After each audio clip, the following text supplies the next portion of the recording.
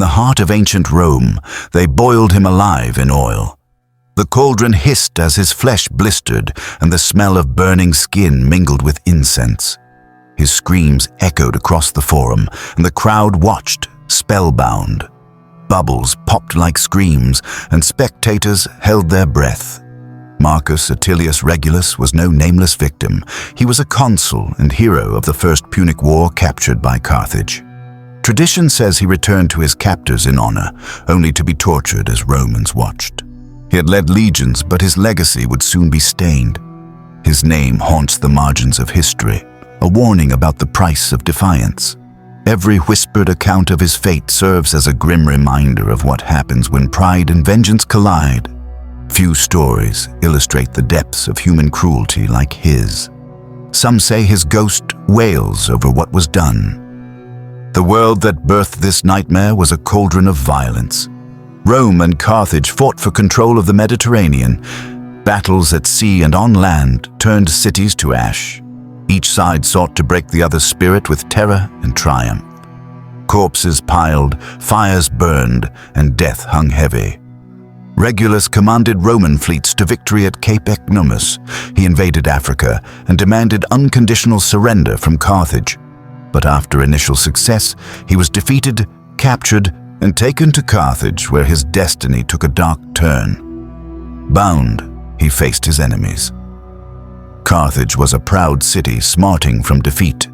Its leaders wanted revenge and a spectacle to terrify Rome. They needed a prisoner whose fate would warn every senator and citizen. Regulus, with his notoriety and defiance, was the perfect candidate. Crowds flocked to witness his fall. Banners hung. While a prisoner, he was paroled to plead for a prisoner exchange. In Rome, he refused to urge peace and insisted the war continue. His honor bound him to return to Carthage, even though he knew he faced agony and death. He accepted his doom. His promise sealed his fate. No true trial awaited him. Paraded through the streets, he faced jeering crowds. Carthaginian elders offered him life if he recanted. He refused, cold and composed, sealing his doom. The people clamored for pain, and their rulers promised it. His stoic gaze enraged them. Some spat, others stared. His captors devised torments worthy of legend. Rumors spread of skin peeled away and bones shattered. They wanted him broken to make an example, but that was the beginning. Whispers said they would flay him, blind him, then consign him to the flames. Every whisper turned stomachs. Worse awaited. Some stories claim they sliced away his eyelids so he could not blink. They tied him upright and forced him to stare into the blazing sun until madness took him. Whether true or not, the tale reveals how the ancients imagined cruel spectacles. Eyes dried, veins swelled.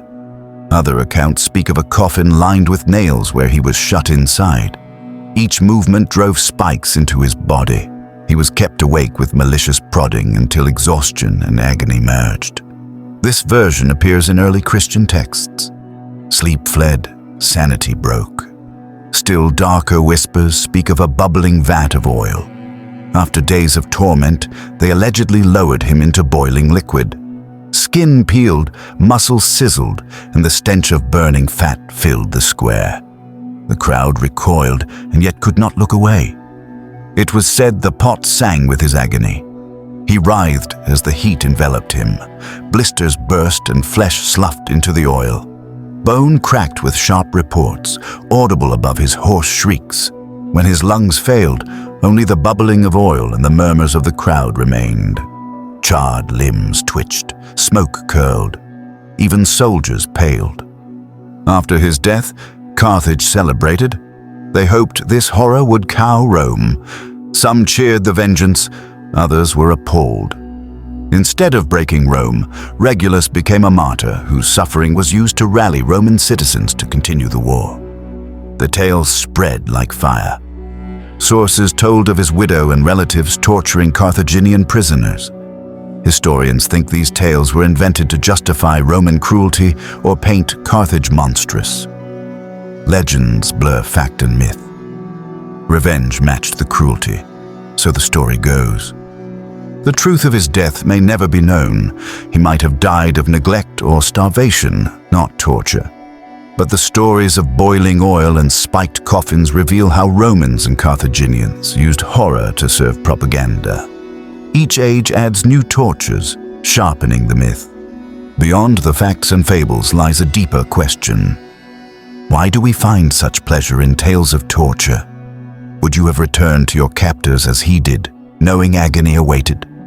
His resolve invites admiration and fear in equal measure. Duty warred with survival, and his oath demanded a terrible price. His story invites us to confront the darkness within our societies. The ancients watched suffering as entertainment. Today, we watch it through screens. Have we truly evolved, or do we still crave the spectacle of pain and punishment? Our fascination with gore mirrors theirs. Maybe we are not so alike. Thank you for journeying through this grim tale. Share your thoughts and feelings on Regulus's fate. How does his story make you feel about justice and honor? If this tale unsettled you, be prepared for the next descent into historical horror. Comment below for another descent into the abyss.